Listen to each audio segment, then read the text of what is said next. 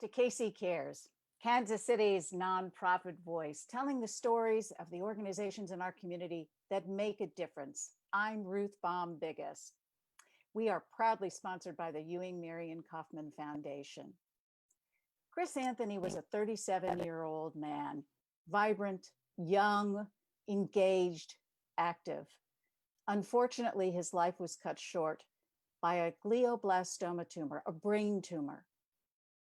Chris is not alone, and his brother Matt, who joins us, carries the torch to try to make a difference in fighting brain tumors and central nervous system tumors.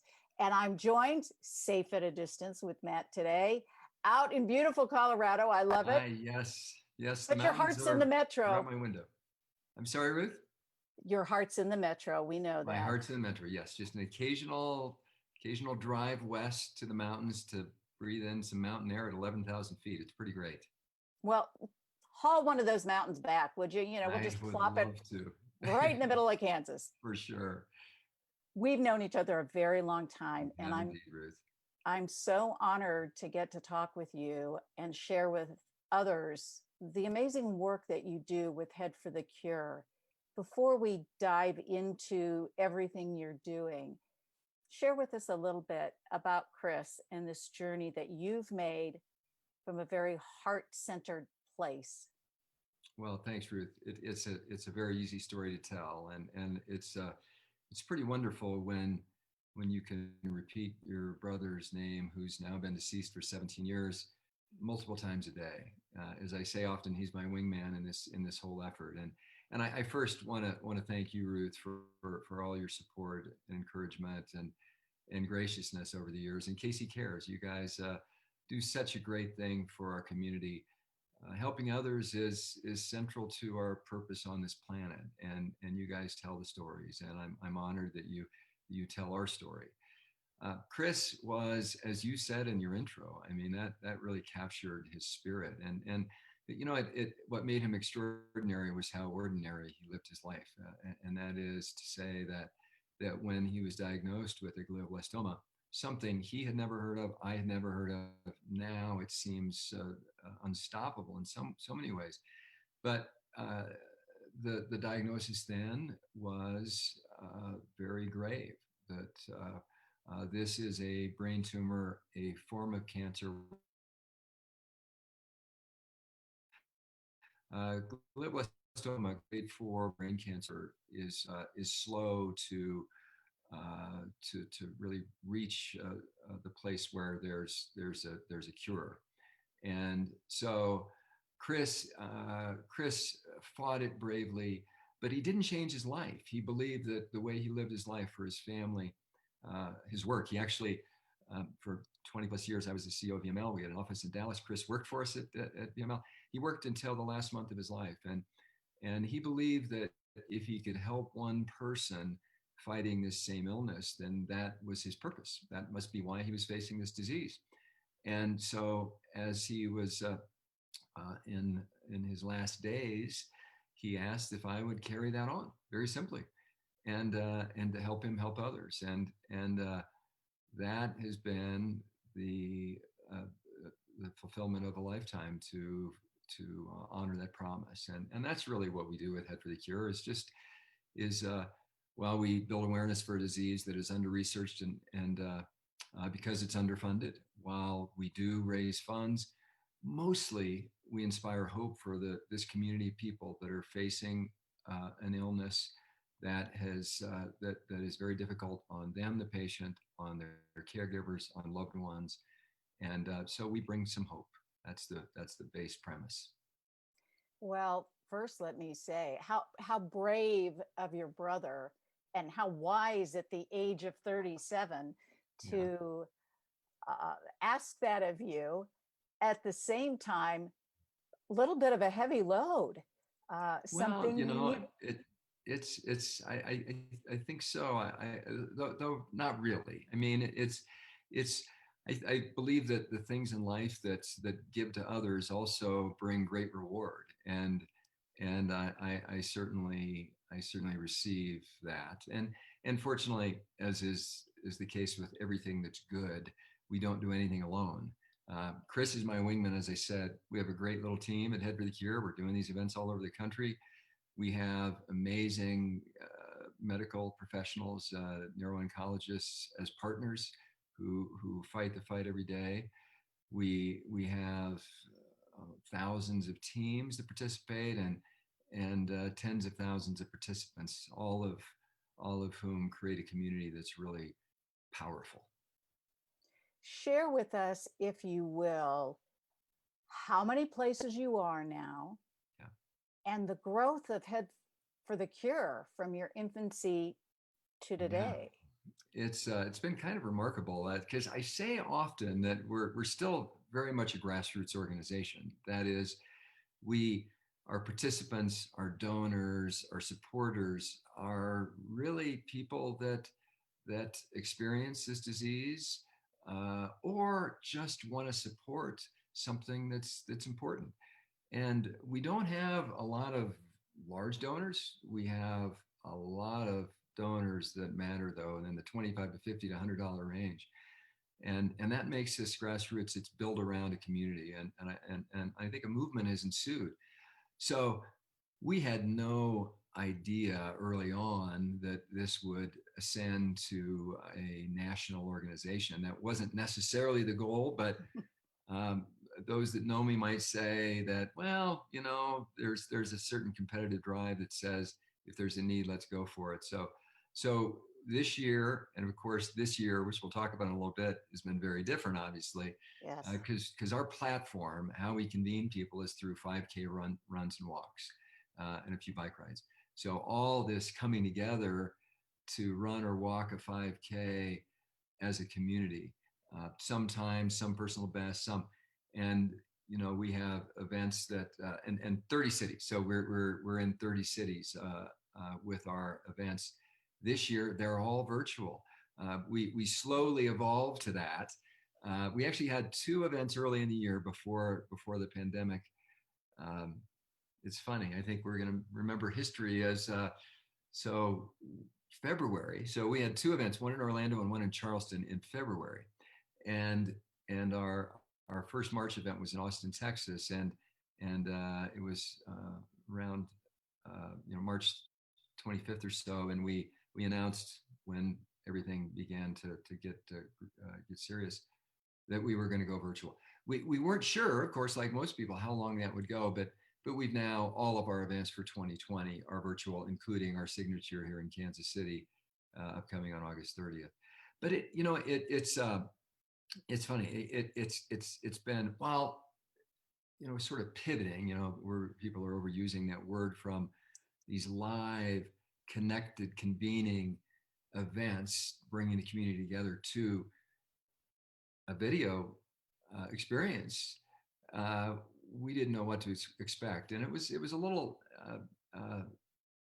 I didn't handle it very well at first. I said, "Come on, man, we're all about getting people together." But our team, Jenna Heilman and team, have done an amazing job of making these virtual events very real. There's probably a better term than a virtual event, because it is an event, and we encourage people to, and whether it's walk around the block or down to the park, but still to support and participate. So So the Kansas City event is scheduled for yes. August 30th. Yes. Walk us through how this works. Sure. Excuse the pun. Walk us through. Yes, absolutely. It's a perfect pun, Ruth. So it is in many ways the same. So August 30th, we've held the date. Of course, we've been at Corporate Woods from year 1 in 2003 to here in 2020, now virtual at Corporate Woods. But we will, the date and time stamp of 8 a.m. August 30th still exists. And at that time, we're going to broadcast the whole experience. So the program, we have a number of folks that we're going to video record ahead of the event. We're pulling all that together into a series of, and some will actually run at Corporate Woods. Some will walk around their neighborhood. Some, as we like to say, we're doing a few celebrity participation. And so I should say, yesterday I filmed John McDonald, my friend, the founder of Boulevard Beer. we were down at the beer hall, which is open. And John, how are you doing your 5K this year? And with a PLL by his side, the same way I always do. So, there are people can experience it any number of ways, and that makes it kind of fun. We do encourage people to participate in some way. But then our teams, we have 140 teams signed up. We already have almost half of our totals last year in the live event. We're still 2 weeks out. So we're feeling very good about the progress. But we want people to tune in, but yet it's going to be recorded. You can watch it anytime, or just participate. And you can find all the details on headforthecure.org/Kansas City and on our social platforms, Facebook, Twitter, and Instagram. But you'll find it. I think you'll find it emotional. You'll find it moving. You'll find it participatory. You'll find it to be a celebration, which is the same spirit of every year, every event around the country. I know we have to find another word for pivot, but it does. I know it's paradigm shift. Maybe that there we sounds go. very That's corporate. So yeah, transformative. But we are just we're staying really motivated, and I think this whole experience over the past several months, you find energy from people who bring energy, and that's what we're trying to do. And again, it's the whole give and get. You give it, you get it, and that's what Head for the Cure is about. It's what our events are about, and of course, our hope is that this is only a 2020 experience, and we'll be back with 30 plus live events next year. But we're thrilled and amazed with the generosity of people who are supporting us and participating. That's for sure. How has the fundraising gone with everything having to shift from actually being in a park to experiencing it differently? It is. There are a number of factors. It's when we established our budget at the beginning of the year, our fundraising budget, it was set at a certain level. We've grown every year. Last year we had almost $3 million. We were budgeting to exceed that this year. We've reforecast below that, of course, but we are overachieving against the reforecast. So honestly, I am overwhelmed with the support, and we there's some new things happening every day. We're seeing increased national support. I'm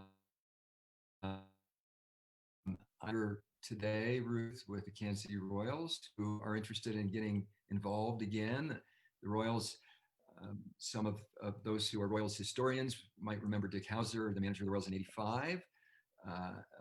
Within a year of that World Series championship, he was diagnosed and passed away from a glioblastoma. 10 years later, Hall of Famer Dan Quisenberry also faced the same disease. And there are a number of Royals that are reflecting on that, or also have family experiences that are facing this disease who want to get involved. So I'm thrilled with that. And that's, we're finding new connections with the community in lots of ways. Of course, our partner here locally, Kansas University Cancer Center, or I think it's the University of Kansas Cancer Center properly.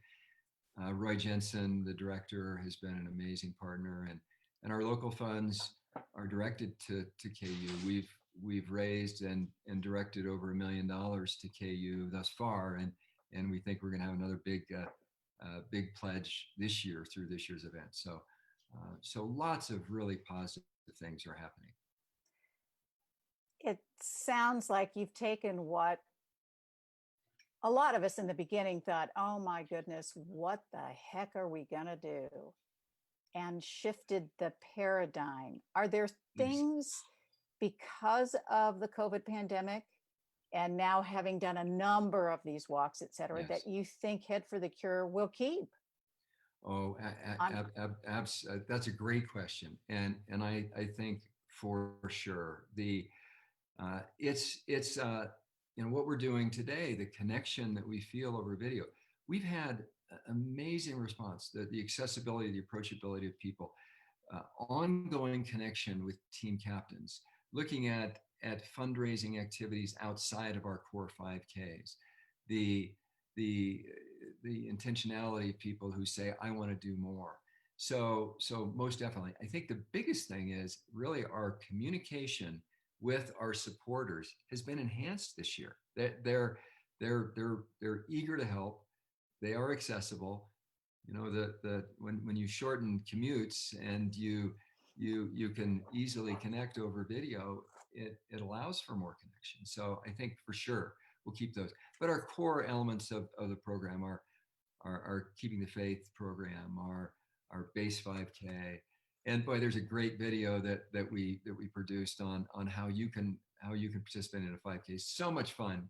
And you know that's I'm so proud of our team. From the very beginning, we established at the Curewalla an extremely serious situation in raising funds for people fighting what is often a incurable form of cancer, but yet their spirit and their energy is energizing and motivating, and it's all a smile, you know, and we're experiencing a lot more smiles than frowns this year, that's for sure, even with the in-person pause and the but the activation of our virtual platform, it's been great. Talk a little bit about what the funds you've raised have been able to do. And are we Sure. knocking at the door Um, with research? Because it seems like every time, I think a lot of people today can say they know someone or of yes, someone that's had a glioblastoma. And it's really remarkable, yeah. the reaction I usually see in their face or in their, their eyes, because now we can't say Yeah, faces if yeah, you're wearing a yeah. mask, is, one of kind of sadness, because they know that the prognosis at this point is not very good. We even had somebody in our circle who was diagnosed, and it was 4 weeks. So obviously Oh it my gosh, had been that's there that's at that's any rate. But Ruth, uh,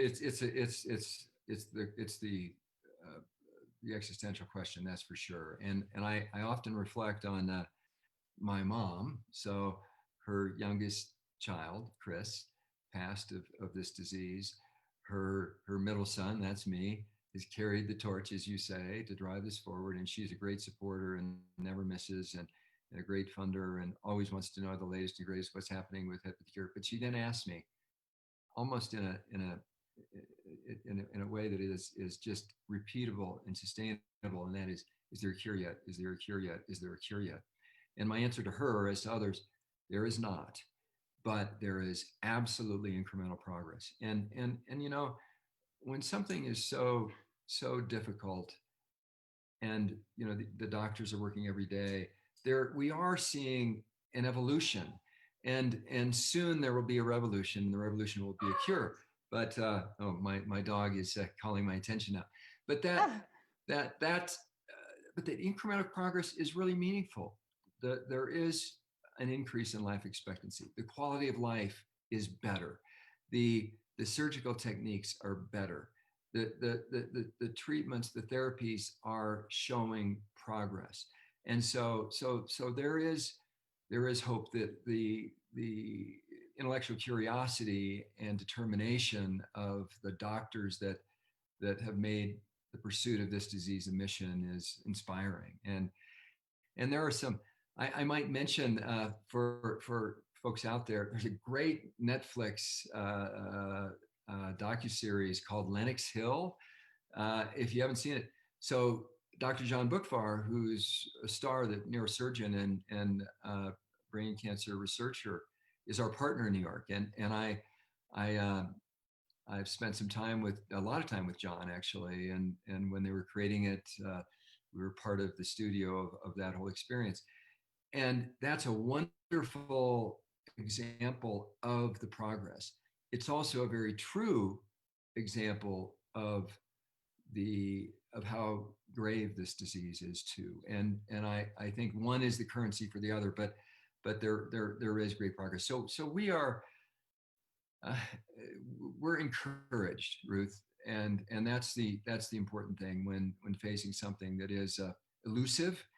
Um, it can be discouraging, but the encouragement comes from the commitment of the people, ourselves at Head for the Cure, but certainly the medical professionals that dedicate their lives to this, and the patients and caregivers who know that what they're dealing with will ultimately help others, just like Chris and many others that we've come to know over the years. Now, the funds that are raised Yes. from our walk and Yes. everywhere, do they stay local? If I Yes. recall, you keep So them local. there's uh, uh, yes. So there are actually three paths of our funding.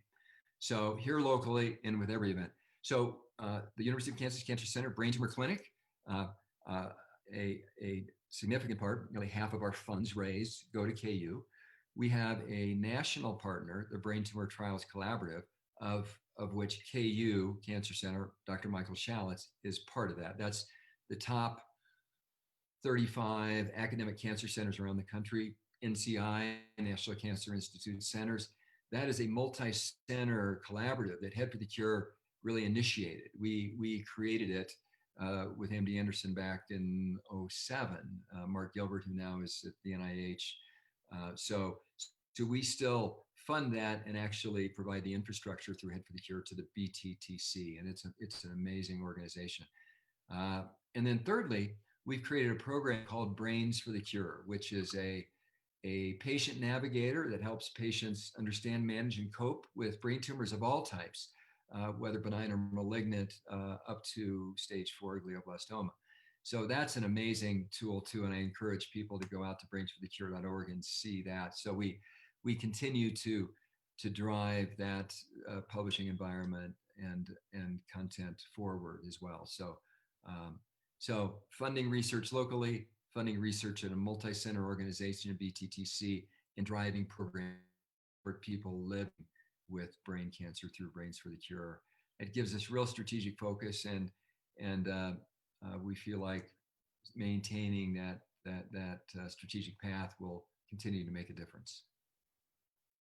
Well, I think nonprofits sometimes struggle or feel challenged with showing impact, and you are able to show that even though the end goal to quote unquote put you out of business, which would Yes, be a cure, you're taking absolutely. baby steps.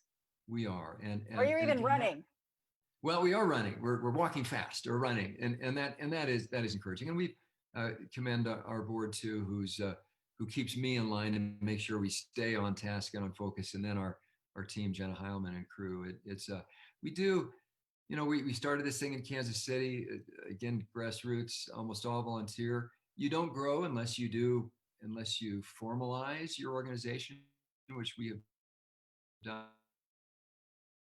That's enabled growth, but we still are very, very focused. We spend very little on administration relative to the funds we raise. So folks should know that when they donate to Head for the Cure, their funds are going to be directed to those three paths. So Let's talk a little bit about transference of skill set. Here you have been running this international marketing, advertising. You can define VML. Yeah, that's appropriate. and for a number of years. Yeah. And now you're fully engaged as well. Yes. With a nonprofit organization. What has transferred? Have there been challenges? It's a great question, and I find that they've been very similar. I mean, the Head for the Cure is a much smaller organization, but its impact and it's so centralized. I think that communication skills are really the center. I mean, that's my life's work as a marketing person. I started out as a copywriter, and I draw on those skills and experiences every day. And I think that ultimately, we're at Head for the Cure. Our goal is to inform and educate, and ultimately encourage and influence people to take action. And that action might be participation. That action might be getting involved as a volunteer. That action might be donating, or all of the above. And that requires persuasive communication. and that is certainly the essence of what marketing is. So I have taught marketing capstone class at KU for several semesters, and I tell the students that very thing, that to use your point, Ruth, that the transference of skills, whether it's in an agency or a PR firm, in the media, uh, extending into nonprofit, there's so much overlap. That's a Venn diagram, and I think nonprofit is extraordinarily rewarding, but it's also, I'm sure you've talked to many people who see it as a place they want to be, but it's difficult. That there's emotion attached to it. Of course, there's you wear a lot of hats, and that's probably the biggest difference. Is in a small organization, you have to be more of a utility knife, and whereas in a bigger marketing firm like VML, there's specialists across disciplines that allow you to focus more. But it's been a wonderful transition. I feel really fortunate that I had an amazing career, and I still do. I guess I tell people, I keep trying to convince people that I'm not past my use by date yet. So there's still some value to bring. Absolutely not. You're giving us value right here. That's What one piece of advice would you give for other nonprofits? Pardon me, many who begin with that passion, that yes. small seed. That's wisdom from you. I think certainly passion has to be at the center, but it has to be authentic passion, and passion can ebb and flow. That it's who you're working with, who you're working for, what your ultimate purpose is. Stay true to that. But I would say the biggest advice is like so many things in life. Honor your truth, honor your authentic self. Don't try to be something you're not, and also that's one. Two would be seek help, especially in nonprofit. There are people that are willing, and you need to reach out. As people reach in, take the reach and embrace it. And and finally, I'd stay focused and don't be discouraged. And right now, fundraising is a little tougher, and we've seen nationally many nonprofits have not been able to pull through, and others are struggling a bit more. I know that donors recognize that, and I think beneficiaries also recognize that. So give yourself a break to work through to the best you can this year, and stay focused on your strategy, and don't be discouraged.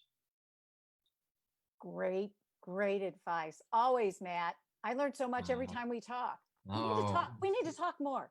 We do. We need to do that lunch, Yeah, the elusive lunch from 2 years ago. Exactly. We'll make it happen. I want to thank you for what you're doing for Head for the Cure. We urge people to check it out, headforthecure.org. Virtually walk, get involved, get engaged. We've got at least 70,000 people in the United States who battle this. And, anytime absolutely. there's breakthroughs in cancer in one area, it seems to, lift all boats. So it does. We thank you and we salute you. And we thank you for listening to KC Cares, Kansas City's nonprofit voice. We're produced by Charitable Communications, and we're proudly sponsored by the Ewing Marion Kauffman Foundation. If you'd like to be a guest or underwriting opportunities, you like what we do, please visit our website at kccaresonline.org. You can spread the love and find us on Facebook and Twitter at KC Cares Radio, and on Instagram at KC Cares Online. Thank you for listening to KC Cares.